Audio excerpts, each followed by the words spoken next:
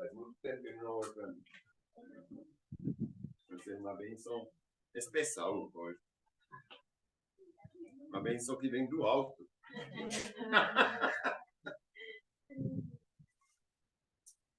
Esse dia de hoje, podemos ter um bom entendimento da palavra, através do nosso irmão Padre, Deus, Cristo, o Espírito Santo, esteja com ele, mostrando para nós que nós precisamos ouvir, que nós precisamos entender. Que dê muito entendimento a ele e a nós. E nós que estamos sempre na palavra, sempre seguindo cada vez mais e que nos eleve. Em nome do Senhor. Obrigado, meu irmão. Então vamos continuar, então, onde a gente tinha parado no último culto, que é 1 Pedro, hein? É a carta de Pedro. O capítulo 2, a gente continua pelo versículo 13. Sim, 1 Pedro, nessa Bíblia do Spurgeon, isso, 1440. 1 Pedro 2, capítulo 2, versículo 13.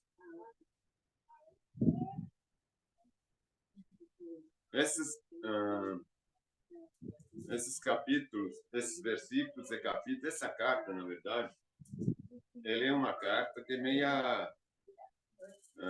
difícil, hein, para a gente aceitar, porque ela dá as regras humanas, né, na verdade, que a gente tem que seguir no nosso relacionamento com irmãos, com marido, com mulher, com patrões, com autoridade. São dentro da palavra, certamente a carta mais difícil para a gente assimilar, né? Ela não é fácil mesmo, não, porque a gente está acostumado a viver regras de uma sociedade que não é uma sociedade discípulo de Jesus. Então, as regras da sociedade que a gente está acostumado a viver são regras baseadas em cima do sucesso, do orgulho, né, da vaidade, da demonstração de poder de alguma forma, hein? Como servos de Cristo, é justamente tudo o contrário que o discípulo de Cristo tem que viver na sua vida. A base do discípulo de Cristo tem que ser realmente a palavra, e não esses valores da sociedade. Porque a gente está vivendo nela, mas para salvá-la, e não para ela nos influenciar. Então, essa carta, eu tinha falado da outra vez, que eu quero que a gente assimila bem essas regras antes da gente entrar, ou para quem vai querer, entrar numa coisa mais prática de convivência com Deus, através do Espírito Santo, dos seus dons, do exercício dos dons. Então, porque não há possibilidade de exercitar dons de verdade com sucesso divino se a gente não vive a palavra, se a gente vive segundo a sociedade. Isso é impossível. Então, isso é uma carta que a gente não gosta muito de pregar às pessoas, não, porque é difícil. Aí, essa aqui é um pouquinho contrário ao que a gente vê na maior parte dessas igrejas mais modernas hoje, justamente trazem o mundo dentro da igreja para não desagradar, para não perder ninguém, para todo mundo continuar a viver segundo os padrões da sociedade e não da igreja de Deus. Então, estou falando de igreja, estou falando de reunião de pessoas, de assembleia, e não de templo. Então, vamos ler, hein? Agora, também eu queria fazer umas ressalvas, porque eu estou lendo na NVT, na Nova Versão Transformadora. Essa versão transformadora, eu tenho que dizer que ela é um pouquinho mais drástica, assim, mais... Como que eu falaria? Mais incisivo, que talvez o texto original talvez se a gente possa retomar alguns versículos do texto original, quer dizer, quando a gente traduz literalmente, hein? E não para dar um entendimento, mas uma coisa literal. E a gente vê que às vezes aqui ele fala que é a vontade do Senhor, mas a gente tem que ver que no original, quando está escrito aqui que é a vontade do Senhor, no original está escrito que é agente para agradar, por amor para o Senhor, que é diferente. Se eu faço uma coisa por amor para o Senhor, ou se eu faço uma coisa porque o Senhor quer que eu faça. É diferente. Eu posso fazer obrigado, porque é Deus que me obriga, ou posso fazer por amor a Ele, porque eu quero agradá-lo. Não é que Ele está me obrigando, é que eu estou me obrigando a fazer para ser agradável ao Senhor. É diferente. Então a gente tem que... Mas eu vou ressaltar essas diferenças quando a gente vai ler. Então, versículo 13. Por causa do Senhor, submetam-se a todas as autoridades humanas. Por causa do Senhor. É o que eu acabei de falar. Eu estou fazendo isso por quê? Porque eu amo o Senhor. Por causa dele. Eu não quero desagradá-lo. Por causa do Senhor, submetam-se. Então, ele não está falando, o Senhor obriga vocês a se submeter. Claro que, de uma certa forma, ele obriga. Mas é por causa do Senhor que eu faço. Submetam-se a todas as autoridades humanas. Seja o rei, a gente pode falar aqui, seja o governo, né? Não tem mais rei aqui no Brasil, mas tem um governo nos governos. Seja o governo como autoridade máxima, sejam os oficiais, os policiais, por exemplo, oficiais de justiça, nomeados, enviados pelo esse governo para castigar os que não seguem a lei, hein? Os que fazem o mal. E, pelo contrário, honrar os que fazem o bem. Por que honrar? Porque quando você não é castigado porque você faz o mal, então recai em cima de você a honra de fazer o bem. Né? Porque a gente não recebe esse castigo. Então, a honra de fazer o bem. E agora, tem que ressaltar também uma coisa. Por que a gente tem que se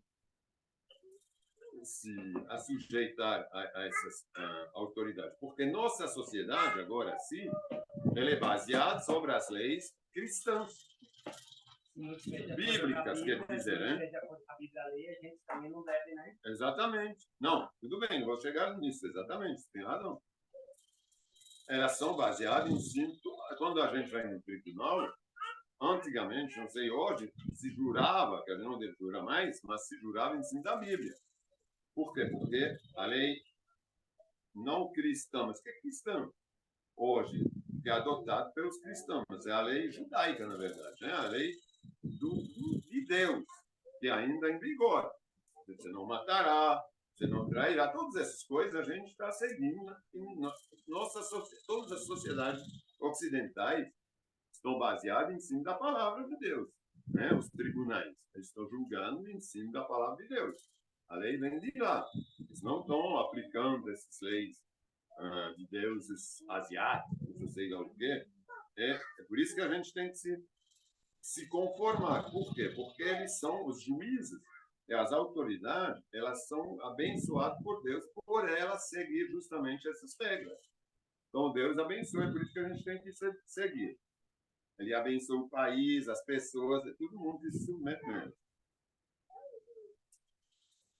É da vontade de Deus que, pela prática do bem, vocês calam os ignorantes, que o acusam falsamente, pois vocês são livres e, no entanto, são escravos de Deus. Ó, como interessante isso. É da vontade de Deus, isso é fato, que pela prática do bem, que pela prática da palavra, que o bem, a justiça, a palavra se chama justiça, vocês calam os ignorantes, os que não fazem o bem, os que fazem todas as coisas ruins. que os acusam falsamente, se for o caso. Pois vocês são livres e, no entanto, são escravas de Deus. Então a gente tem liberdade, a gente é livre, mas a gente se submete a Deus, a gente é servo de Deus. E de Deus vem as leis, não é? Então se submetem como sendo servos. Quando a gente vê escravos de Deus, está certo. Quando a gente vê escravo de pessoas, está mais ou menos. Porque nas textos originais seria, na verdade, domésticos ou criados. É diferente ter um criado do que ter um escravo, não é? Um escravo você não paga, você não dá regalia nenhuma. Um criado você dá. Né? Você vê ele, às vezes, em alguns lugares. E nos textos bem antigos, são criados, né? Porque era diferente. O escravo, naquela época, era realmente maltratado, ele não era pago, e não é isso que Jesus está ensinando. Ele fala que eles merecem o salário, né? Os nossos servos, quando seriam. Então, a gente tem que pegar isso como criado. Só que para Deus, a gente é realmente escravo. A gente não merece nada, nem um salário, nem nada. A gente não recebeu de graça, recebe de graça a salvação, mas não é por merecimento, porque a gente fez coisa boa, a gente não fez coisa boa nenhuma. Né? Se a gente tem de ver o que a gente faz de bom, põe na balança, as coisas boas, as coisas ruins, certamente a balança vai pesar do lado da coisa ruim. Então, é por graça. Então, a gente realmente é escravo da palavra. A gente não está obedecendo a Deus porque eu quero obedecer. Não, a gente tem que obedecer, senão a gente não é salvo. Então, quando ele fala que a gente é escravo de Deus, a gente liberdade tem. São escravos, no versículo 16, né? Pois vocês são livres, é verdade, Deus nos libertou de toda aprisionamento, toda como que a gente fala, influência do capeta, do diabo. No entanto, são escravos de Deus. Não usem agora essa liberdade como desculpa para fazer o mal. E tem muita gente que diz, não, Deus me deu tudo de graça, eu posso fazer o que eu quero. Eu sou livre, ele me libertou. Então eu faço qualquer coisa, eu sou salvo. Porque estou com Deus. Não é bem assim, não. Está escrito aqui. Né? Tem uns que falam, não, vocês estão livres. Deus não vai te acusar mais. Você vê? Ele não acusou a prostituta. Ele fala para os outros que não têm pecado jogar pé. Tem uns que falam, não, então, você não tem pecado, tanto quanto eu. Então, eu sou livre, eu faço o que eu quero. Não é esse entendimento que a gente tem que ter, né? Não usem sua liberdade como desculpa para fazer o mal. Não é segundo as regras da palavra, não as regras da sociedade. Tratam todos com respeito e amem seus irmãos em Cristo. Olha a diferença que ele, de novo, faz sempre quando fala de amor. Em primeiro lugar, os irmãos em Cristo. Depois, os que vão se juntar a Deus também. Temam a Deus e respeitam o rei, o governo. Né? De novo, respeitam o governo. Agora, aqui nessa palavra, seguindo, 18, tem um título. Vocês sabem que esses subtítulos que tem na palavra, elas são realmente humanos. Eles são humanos. Aqui ele fala, no subtítulo dessa Bíblia, não sei em outras versões, instrução para os escravos. Então, é ali justamente que teria que colocar instrução para os mordomos, para os criados, porque aqui ele fala de escravos de pessoas, não de Cristo, certo? Porque Senhor está sempre escrito em minúsculo aqui. Tá vendo aí, velho? Vocês, escravos, submetem, porque ele, antes de continuar, aqui tem instrução para os escravos, para as esposas, para os maridos, para os irmãos. Então, por isso que eu falo, esses aqui seriam os domésticos, né?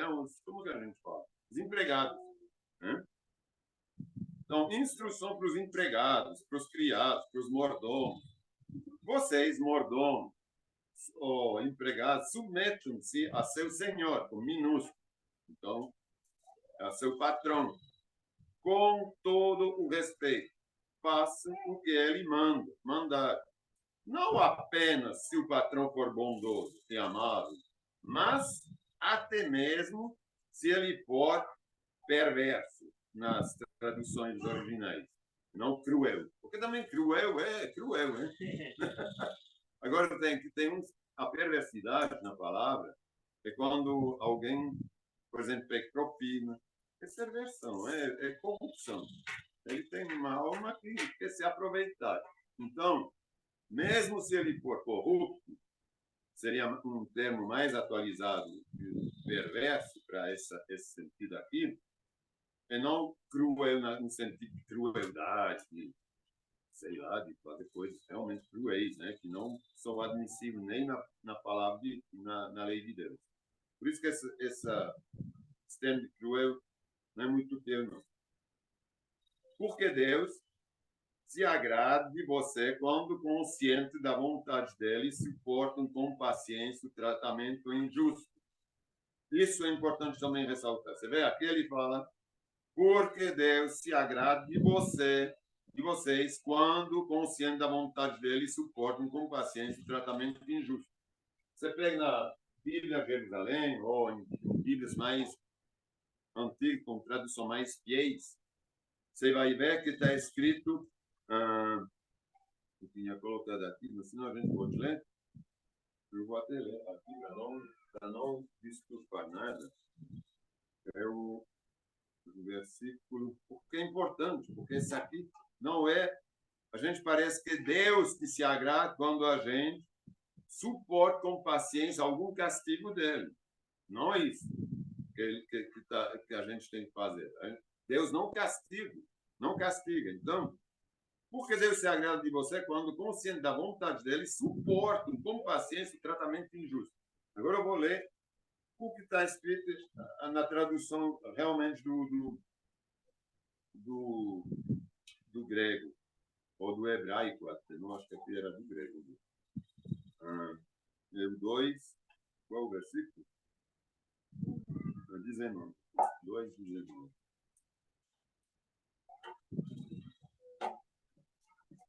É importante essa subtilidade, porque senão a gente pensa que Deus realmente é um Deus de castigo. Aqui, para os senhores exigentes, vê o título como é diferente. Já aqui é instrução para os escravos. Nesse aqui é o título que eles colocaram, que também não é inspirado, mas para os senhores exigentes. Eles já não se endereçam aos escravos, mas aos donos dos escravos, aos patrões. Aí o versículo 19. É louvável que alguém suporta aflições, sofrendo injustamente por amor a Deus. Não é porque Deus está se agradando. É diferente, hein? Sofrendo injustamente, sim, mas porque a gente já concorda sofrer injustamente, porque nós amamos a Deus, e não porque Deus quer que a gente sofra injustamente. É diferente.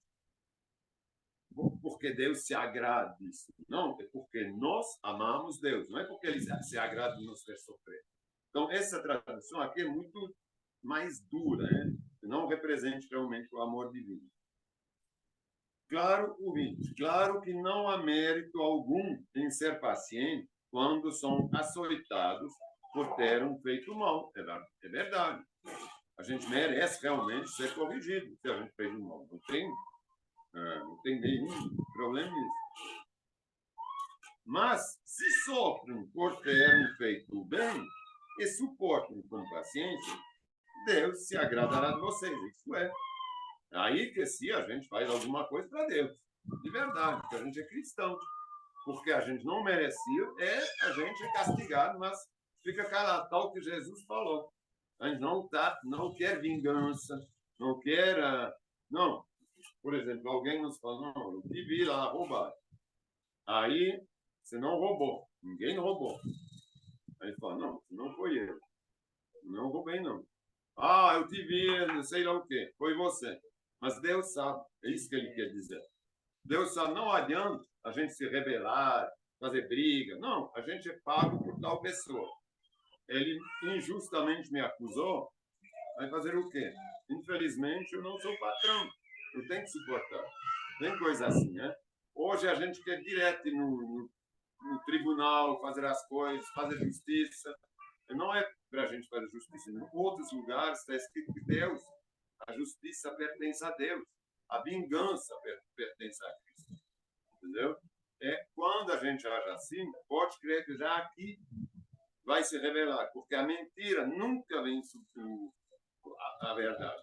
Então, se não roubou, vai ver. E quando essa pessoa vai ver, condenou esse empregado injustamente, vai ser muito mais difícil que se não há nada, não há condenação, por exemplo, não há aquele açoite, não há punição, não é condenação, não há punição, é que depois vem a verdade. Então, não vai ter nada. Agora, se vem a verdade depois, imagine a culpa que essa pessoa vai sentir. É assim que Deus consegue trabalhar. E quando Deus consegue demonstrar para a pessoa, você vê, você foi muito injusto. Aí que vem o amor de Deus. Mas sofrem por ter feito bem e suportam paciente. Deus se agradará de você. 21. Porque Deus os chamou para fazer o bem, mesmo que isso resulte em sofrimento, por Cristo, pois Cristo sofreu por vocês. Ele é seu exemplo, sigam seus passos. Obviamente que não adianta a gente sofrer, Cristo já fez o sacrifício. Não tem que fazer assim esses caminhos de cruz, sei lá. Mas isso ele está usando como exemplo de Cristo quando a gente é condenado injustamente. É bem diferente de querer a gente sofrer por obter alguma regalia, uma bênção, uma oração atendida. Não, isso não adianta. A gente não precisa, por uma oração, fazer algum sacrifício e sofrer, pensando que isso vai ajudar a gente ser atendido, porque Cristo já fez tudo. Ele é seu exemplo, sigam seus passos. Ele nunca pecou, nem enganou ninguém. É isso que a gente tem que seguir, né? Nesse exemplo. Não revidou quando foi insultado, nem ameaçou se vingar quando sofreu. Isso que eu estava falando. A vingança é dele. É de Deus agora. É no julgamento antes, mas geralmente é antes. Mas deixou seu caso nas mãos de Deus. O caso dele, como o nosso, está nas mãos de Deus. Que sempre julga com justiça. A gente tem que acreditar nisso. A gente vive numa sociedade que não é de Deus, que é do capeta. E a gente tem que se atentar, se amarrar nessas palavras. A gente tem que tentar realmente viver como Cristo viveu. Claro que a gente vive num corpo de carne, mas ele também vivia num corpo de carne. Mas é claro que a gente talvez não seja Cristo, hein? Talvez não é. Mas tem que se atentar nisso, tentar não revidar. Ele mesmo carregou nossos pecados em seu corpo na cruz, a fim de que morrêssemos para o pecado e vivêssemos para a justiça. Ele pagou, quer dizer que a gente não precisa pagar, mas que pelo menos a gente possa sofrer algumas injustiças. Vocês eram como ovelhas desgarradas, mas agora voltaram para o pastor com P maiúsculo. Pastor aqui é P maiúsculo. Quem é esse pastor? É Cristo, hein? Então, quando ele fala, vocês eram como ovelhas desgarradas, eram longe de Deus. Não era longe de um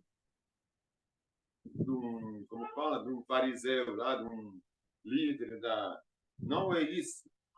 Mas agora voltaram para o pastor, para Cristo.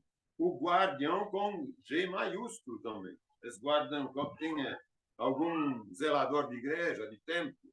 Não, é? É o guardião da sua alma.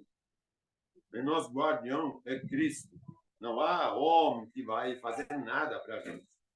Nenhum homem pode se chamar representante de Deus na terra. Não existe isso. Não há intermediário. Não há nada entre Cristo e a gente. Assim, Deus, um Consolador e Conselheiro, que é o Espírito Santo. Ele que nos permite dialogar com Cristo e com Deus, porque ele fala a língua de Deus, a língua dos anjos. E isso vai ser muito importante, a gente ter consciência quando a gente quer exercitar os dons, porque os dons não somos nós que os temos. São dons do Senhor. E quem vai os exercitar através de nós não somos nós. É o Senhor que mora na gente. Então, se não tem esse Espírito Santo, não há dom que vai funcionar nenhum. Porque não tem dom também, não. O dom é impossível de alguém ter dom que não esteja movido pelo Espírito Santo. Impossível. Então, vamos reler esse 25. Vocês eram como ovelhas desgarradas, sem Espírito Santo. Mas agora voltaram para o pastor. Esse pastor é o Espírito Santo que mora na gente. O guardião da nossa alma. Hein? Agora, eu vou continuar essas instruções para as esposas. Não sei que... Da mesma forma, vocês, esposas, em Cristo, sujeitem-se à autoridade do seu marido, em Cristo. Eu estou acrescentando em Cristo porque é importante. Porque, obviamente, que uma esposa, às vezes, ela tem que se sujeitar no marido, não em Cristo, só se ele pede coisas também que fazem parte da moralidade e da moral cristã. Porque se pede outras coisas, me sinto muito, mas não tem que se curvar nisso, não. Também não tem que se rebelar, mas não tem que fazer.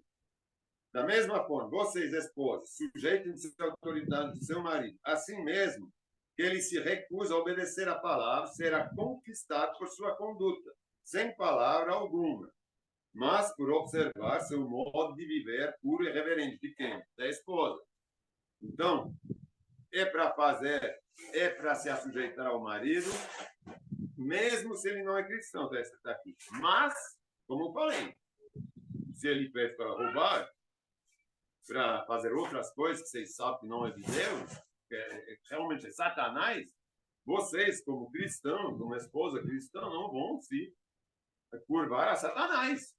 Isso aqui não pode ser feito. Agora, se ele fala, faz minha janta, eu quero minha janta para 7 da noite. Pronto. Ele não é cristão. Eu estou falando de umas coisas que qualquer um que ama a mulher não faria, não falaria dessa forma. A mulher que já queria fazer para que ele possa jantar quando ele chega em casa. Mas vamos supor que ele não tem esse entendimento ainda. Ele não está pedindo nada que além do que seja um pecado. Ele só está dando uma ordem como se fosse meio que empregado dele. Então, essa aqui é para fazer. Por quê? Porque ele está falando que vendo a atitude da esposa, assim, ele vai ficar tão constrangido um dia que ele vai se curvar a Deus. Porque ela não reclama. Deus vai mostrar, ela não é com Deus. Uma coisa é quando os dois não são cristãos, é que tem esses brigos. Agora, imagine uma esposa cristã que está lá. Ela tem uma relação com Deus, não tem? Deus tem uma relação com ela. Obviamente que quando ela se curva isso, ela pode pegar, ler isso e falar para Deus. Estou fazendo. Estou reclamando. Estou falando para o Senhor. Estou fazendo. Então, eu tenho certeza que o Senhor vai tocar meu marido. Não vai? Tem fé. Então, toca, por favor. Vocês podem implorar ao Senhor realmente um reconhecimento. Por quê? Vocês podem falar para o Senhor. Esse que está aqui. Eu tenho que ficar quieto. Mas que ele vai mudar. Eu creio nisso. Não está escrito que ele vai mudar. Mesmo que ele se recuse a obedecer a palavra, será conquistado. Está escrito que ele vai ser conquistado por ti, por mim, por minha conduta, sem palavra alguma. Não vou precisar falar. Mas por observar seu modo de viver puro e reverente. Então, conquista meu marido agora. Porque, enfim, vocês podem ter essa conversa com Deus. Claro que não tem que ser na hora que vocês querem, mas realmente a gente pode se apoiar na palavra, né? Eu pedi para Deus que ele envia o Espírito Santo talvez um pouquinho mais rapidamente. E certamente ele vai fazer se quando a gente está nos dias de Deus, porque está escrito que a oração do justo é atendida. Então, Deus vai atender se vocês são justas, ele vai atender as suas orações. Não tem como não atender. Porque é na palavra. A gente também pode falar para o Senhor. Senhor, está escrito a oração do justo, você atende. Então, me mostra, som do meu coração. Está escrito que você pode sondar meu coração. Se eu não sou justo, então me mostra. Eu quero ser. Eu quero ser atendido pelo Senhor. Porque eu quero agradar o Senhor. Entendeu? Então, a gente pode... Isso depende... É a comunhão, a conversa que a gente tem com o Senhor através do Espírito Santo. Não se preocupe com a beleza. Lá, de novo, não é bem beleza, né? Que seria escrito, é com a vaidade. Eu não vou ler na outra Bíblia, mas não é tão drástico também, não. Ele fala, porque a própria palavra também fala de beleza, especialmente de mulher. De homem também, mas Davi, né? Mas a gente, os servos de Deus, até os profetas, reconheciam a beleza na mulher. Até se a gente lê, um dia a gente vai pregar lá no Cântico dos Cânticos, tem vários assim, significados, mas um é realmente, está escrito lá, é a beleza. Então, Deus fez as coisas belas, não para ser ignorados. Isso aqui é fato. É não para ser descuidado. As coisas e as pessoas. E todas as pessoas são belas. É verdade. Quem não é belo ou bela, geralmente quem não se cuida. Porque basta se cuidar. A gente vai ter um aspecto bonito. É belo ou bela. Então, agora, o que ele está falando aqui é porque também na época, quem estava muito se adornando, lá nos textos originais, os penteados, está escrito tranças. Então, quem fazia trança era muito bonito, assim, para chamar atenção, porque as outras mulheres era o cabelo comprido, para cobrir, em sinal de respeito. Quem fazia trança já não tinha tanto esse sinal de respeito, hein? Então, é por isso que lá ele fala trança nos textos originais. Porque não tem mais essa cabeleira que cai em submissão. Né? Era um sinal de submissão ao marido e depois do marido a Deus. E quem fazia mais isso eram mais as mulheres da vida, né? Que colocavam muito ouro, que eram muito chamativas, né? Assim na rua, para chamar os homens para coisa errada.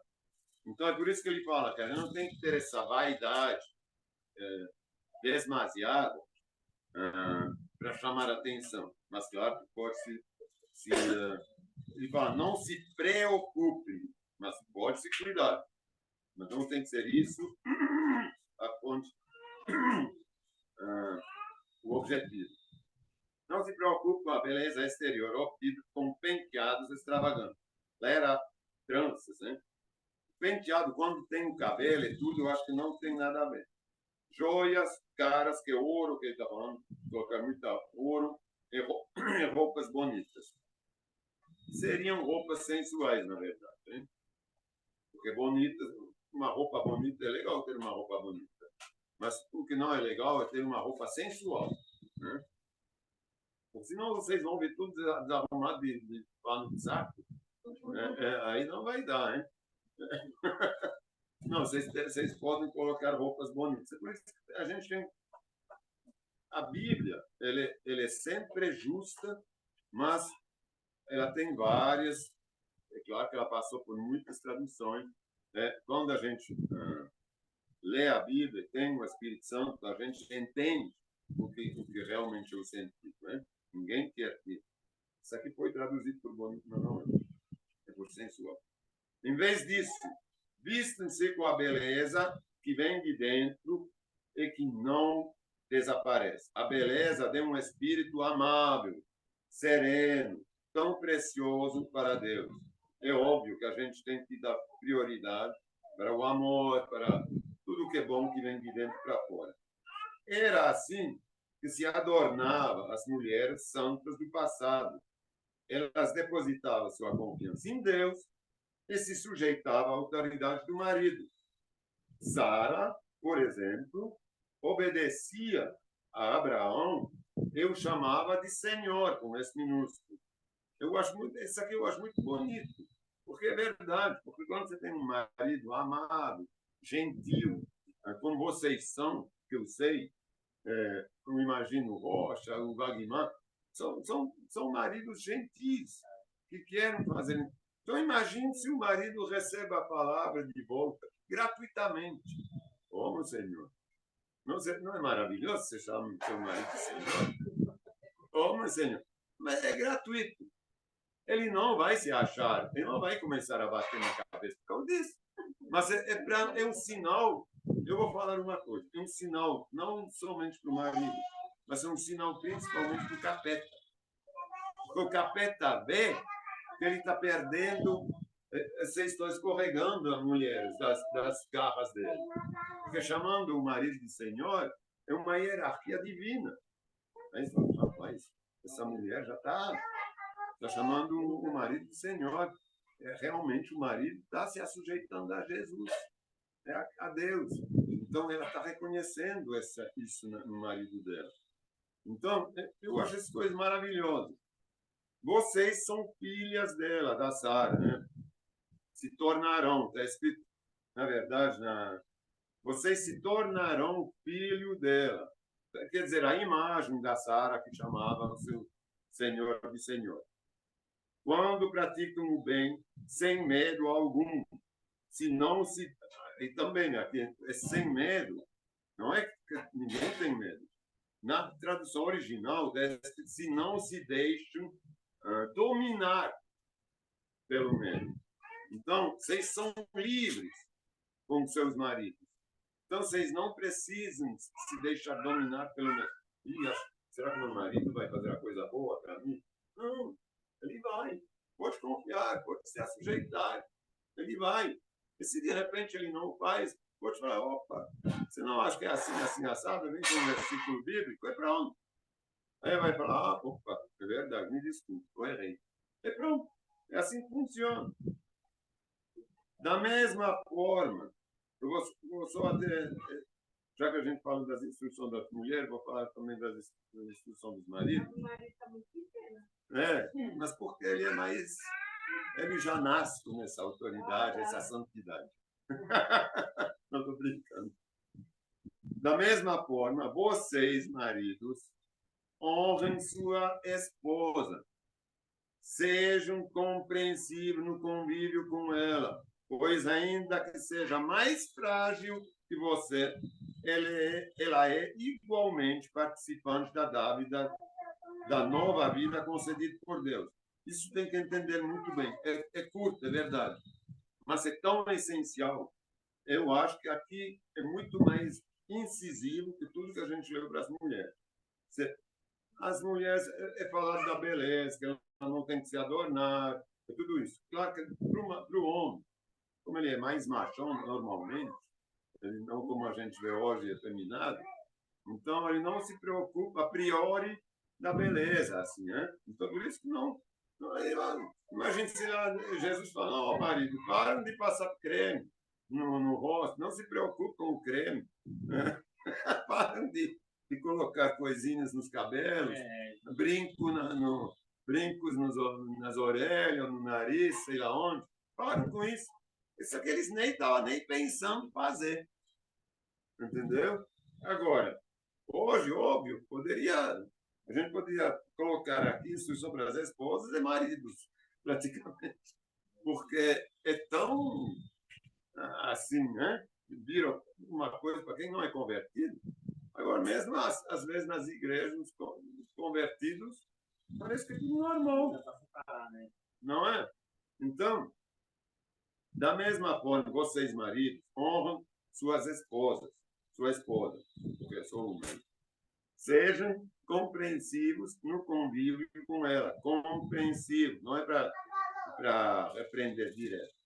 Pois, ainda que seja mais frágil que vocês, ela é igualmente participante da dávida da graça, da nova vida eterna que Deus deu. Então, ela está no mesmo patamar que vocês, homens.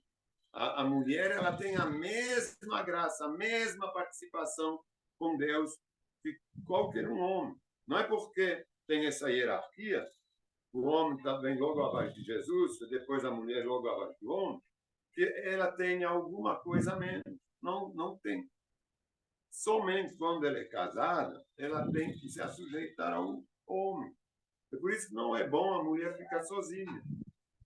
Porque senão ela tem que se sujeitar diretamente a Cristo. E já fica complicado, mas claro que dá. Claro que dá. Por exemplo, para quem não casa, para quem. Mas por que não casa? Vou pegar o exemplo da minha irmã, da irmã de sangue, da Miri. Ela é sujeitada diretamente a Cristo, que nunca casou. Mas o que o Paulo fala? Ele fala: eu gostaria que ninguém se casasse. É porque vocês vão ter mais tempo de se dedicar a Deus, não é? Agora, vocês se casam, não se separam, mas vocês vão ter que se dedicar à sua mulher ou a seu marido. Então, vocês vão ter menos tempo, vai ser mais difícil para vocês não se afastarem. É de fato, a Miriam certamente nunca teve problema de briga com o marido, ou de desentendimento, entendeu? É difícil brigar com Jesus. Então, é muito mais fácil ficar firme com o Senhor quando você está diretamente debaixo de Jesus, não tem ninguém interferindo, entendeu? Mas é por isso que o marido é imperdoável, um marido que briga com a mulher. Porque como é a mulher que é a sujeitada, ele não pode falar, não, porque ela briga direto. Não. Ele está sujeitado a Cristo. A mulher tem que ser assim que funciona. Porque quando a gente dá ouvido, a briga da mulher tem uma coisa errada. E quando a mulher briga com o marido, também tem coisa errada. É por isso que tem desentendimento. Agora, se tudo está bem, hierarquicamente, segundo os planos de Deus, tudo funciona perfeitamente. As crianças são abençoadas. Tudo vai em frente, pela frente. Só para acabar aqui. Ela é igualmente participante da dávida, da vida concedida por Deus. Tratem-na da maneira correta, para que nada atrapalhe as suas orações. Tanto as orações dela, como as nossas. As orações do marido. Porque se o marido trata, não em conformidade à palavra, a mulher, vai ser difícil ter uma boa comunhão com Deus, não é? Porque ele desrespeita a palavra. Então, aí ele fala que vai atrapalhar as orações, tanto do marido como a da mulher. Porque se ele é maltratado, qual é o relacionamento que ela vai poder ter com o marido? Já que ela teria, então, que passar por cima do marido e se relacionar diretamente com Deus, com Cristo. Aí está errado. Então, quando ela ora, ela tem que sempre ter em mente: é meu marido, é meu marido, é meu marido. Ela pode orar para os filhos, para tudo, mas quem é responsável, ela tem que sempre saber: não, estou orando pela paz da minha casa, estou pedindo a Deus, em nome de Jesus. A gente sempre ora a Deus, hein?